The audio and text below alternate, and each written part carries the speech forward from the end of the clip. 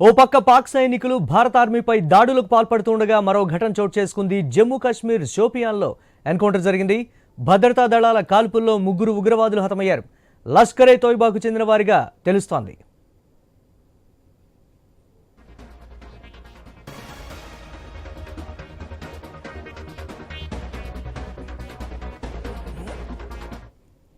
ఓ పక్క పాక్ సైనికులు భారత ఆర్మీపై దాడులకు పాల్పడుతూ ఉంటే మరో ఘటన చోటు చేసుకుంది. జమ్మూ కాశ్మీర్ షోపియాన్లో ఎన్కౌంటర్ జరిగింది. భద్రతా దళాల కాల్పుల్లో ముగ్గురు ఉగ్రవాదులు హతమయ్యారు. లష్కరే తోయిబాకు చెందిన వారిగా తెలుస్తోంది. దీనిపై మరిన్ని అప్డేట్స్ మా ఢిల్లీ కరెస్పాండెంట్ రామకృష్ణ అందిస్తారు. రామకృష్ణ, ఇక ఈ రోజు చూసుకున్నట్టుగైతే జమ్మూ కాశ్మీర్ లో ఎన్కౌంటర్ జరిగింది. షోపియాన్ జిల్లాలో భద్రతా దళాలు ఉగ్రవాదుల మధ్య కాల్పులు జరిగాయి. ముగ్గురు ఉగ్రవాదులు ఉన్న ప్రాంతానికి చుట్టుపక్కల భద్రతా దళాలు కాల్పుల్లో ఒక ఉగ్రవాది హతమయ్యాడు. మరి జమ్మూ కాశ్మీర్ లోని ఈ కాల్పులు కలకలం సృష్టించాయి.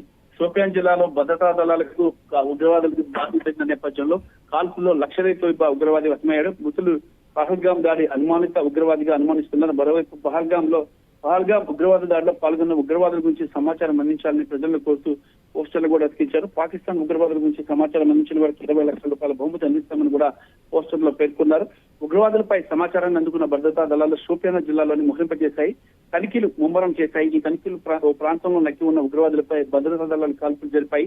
ఈ కాల్పులు ఒక ఉగ్రవాది హతం కాగా మరో ఇద్దరు పారిపోయారు. వాళ్ళిద్దరి కోసం కూడా పోలీసులు గాలింపు చర్యలు చేపడుతున్నారు.